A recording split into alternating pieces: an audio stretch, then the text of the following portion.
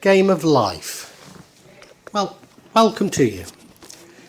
I wanted to share, or maybe explain my thoughts that just maybe life is simply a game. I'll attempt to explain our experience of life. So what we experience in life and why. If you follow my vlogs, this really follows on from two vlogs. One is about manifesting, and the other is the one on narcissists, where I claim that they're mere avatars. I should state before I get into this that I'm very much indebted to Alan Watts for this particular line of thought. And if you've not watched Alan Watts, I cannot recommend him highly enough. He's a wonderful source of inspiration.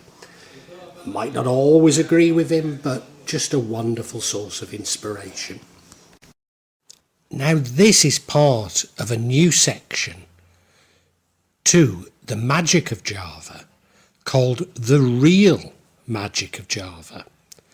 In this new section, I'm going to focus on real people performing what they believe to be real magic in Java.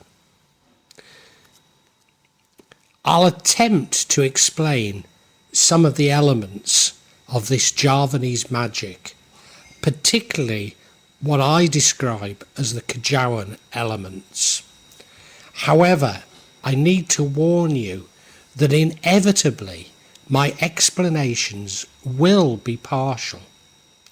Maybe sometimes some elements of what I say will be incorrect, for which I profusely apologise.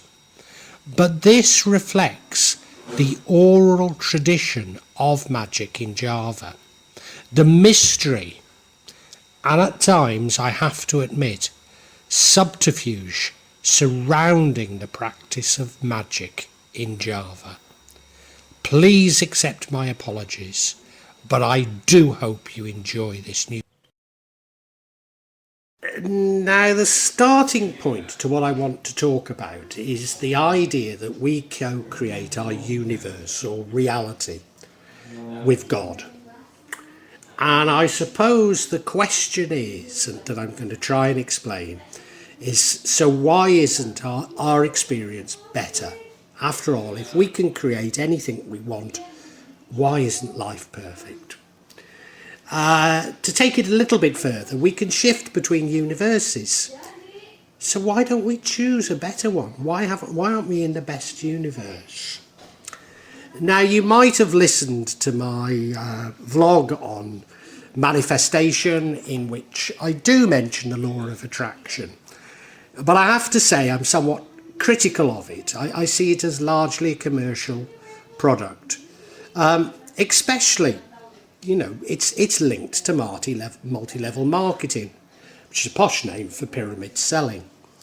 Of course, nothing that gains such traction is without some truth in it. So I'm not trying to say that it's all rubbish. I'm certainly not.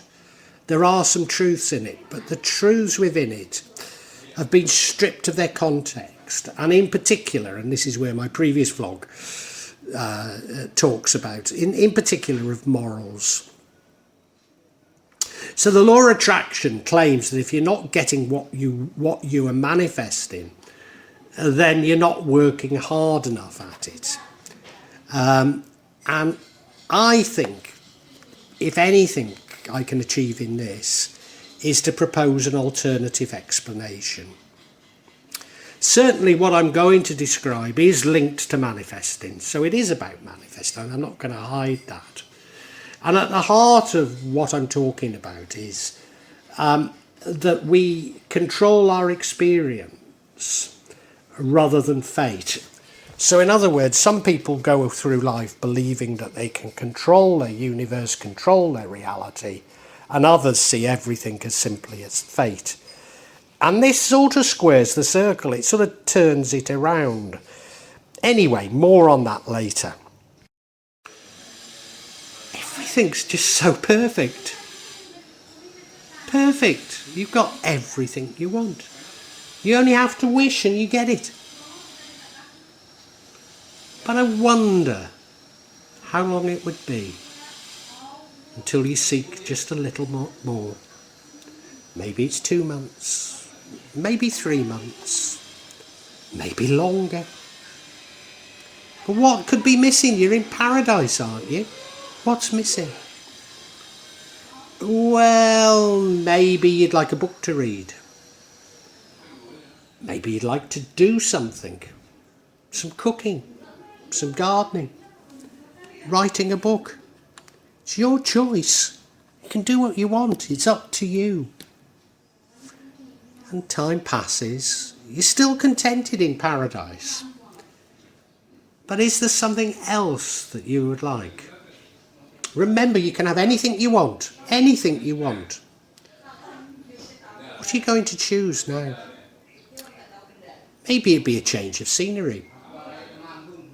If you're on the beach, maybe you'd like to visit the mountains. Or if you're on the mountains, you'd like to visit the beach. Certainly with my life in the mountains, I admit it is paradise, but it can be a little bit boring. And I punctuate that with visiting Bali twice a year. And part of my frustration at the moment is because of the restrictions. I've not been able to visit Bali since January 2020. I wonder where you would choose to punctuate, just as a change, just a short while, as a break from this paradise that you've created. Where would you choose? So you're able to visit other places. A little bit of an escape. You're in paradise, but you can escape and go to another paradise. You can engage in some activities. Remember, you're still in paradise. But maybe even with all this, you feel there's something missing. What could it be? You've got everything you want. And even though you can have anything you want, somehow it's not enough. Do you crave success? Recognition? Or maybe simply a desire to create something? What is it? What is it? Perhaps you need a project, build a new house, even though yours is perfectly adequate. Or you want a job to fill out your days. What is it you want? Remember, you can create it. Perhaps you want love, maybe a new love. Could it be that it's simply a little excitement that's missing from your life? That although here you are in paradise, ultimately it's a little bit boring and you want something else. Do you know what it is? Think about it. Well, you can have it. Anything you want, you can have. What is it? Well, more time's passed. Maybe even years. Everything you desire is yours. But still there's this nagging feeling of something being missing from your life. What is it? What could it be? Maybe you'll come to see this as excitement. That there's something there that's missing from your life. But what is this excitement? What could it be? What is this excitement you're seeking? Is it something a little bit unexpected? That now you want to wake up each day not entirely certain of what it will bring? Could that be it? Slowly you begin to realise that you need a challenge. Something to test you. Like I say, something to get up for. Something that will give you a reason to get up in the morning. Something to fill your life with a purpose. But you know, whatever the challenge, you can ultimately overcome it. So whatever you get, you know, however difficult it may seem, you will ultimately overcome it. And slowly, very slowly, you begin to understand that because you can have whatever you wish, you're in control, even of this challenge, that the challenge isn't really a challenge at all.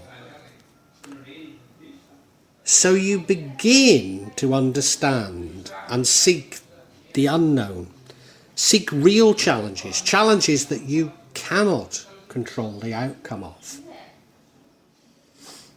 And not just a challenge, but constant challenges, unknown challenges, things that you're not really in control of. Now, these are real tests of you, aren't they? They're real tests. Now, isn't what I'm now describing exactly how life is? That life is what we make of it.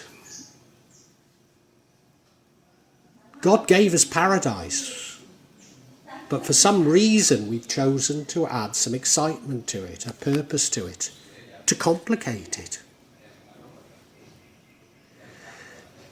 Others may see this as just one problem after another sent by an external force, but you know better. You know you've got the free will and that you've chosen this path. So sometimes I see life as a game. Maybe it's God's entertainment. Laughter is so pure. Why wouldn't God laugh? Why wouldn't he? And you know, game designers, they create challenges like these. And the unexpected, because it's that keeps us playing. The harder the challenge, the more we ultimately stay playing the game. But the trick is not to make the challenge so hard that we simply accept defeat. And then, you know, if you've played these sorts of games, I used to with my son a lot, and I don't know, we were knights and we'd have Osbidian swords and there'd be these monsters to kill.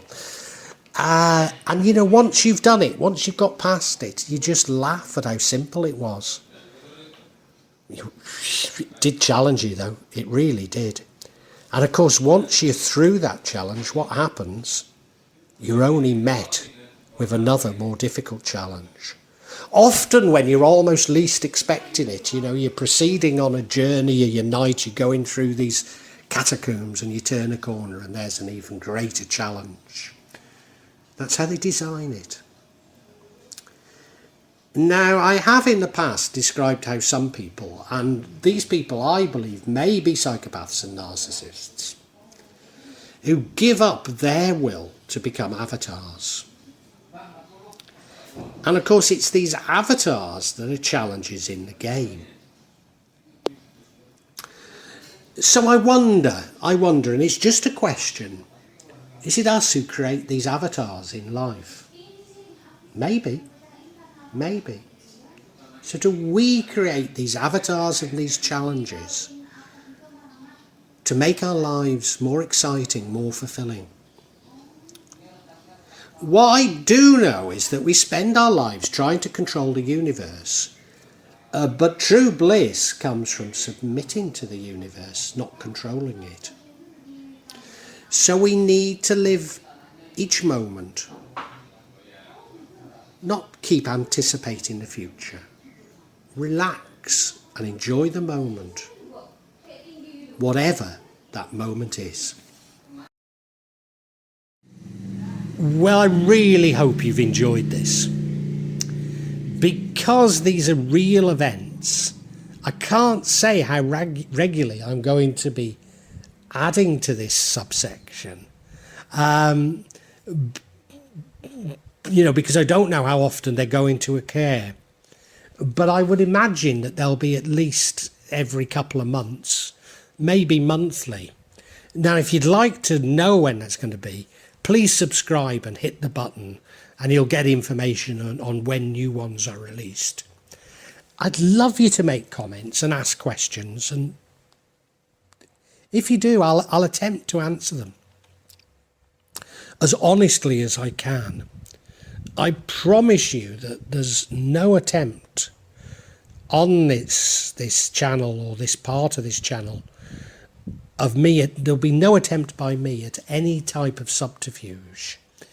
I'll try to be as honest and open as I possibly can be. Inevitably, there will be some of you who disagree with my interpretation, and we can agree to disagree. But what you're seeing is real stuff here.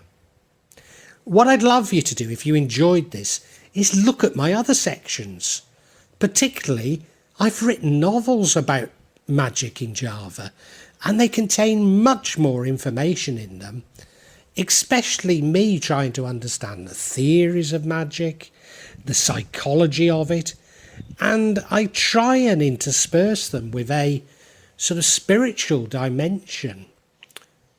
Anyway, thank you so much for watching, and God bless you.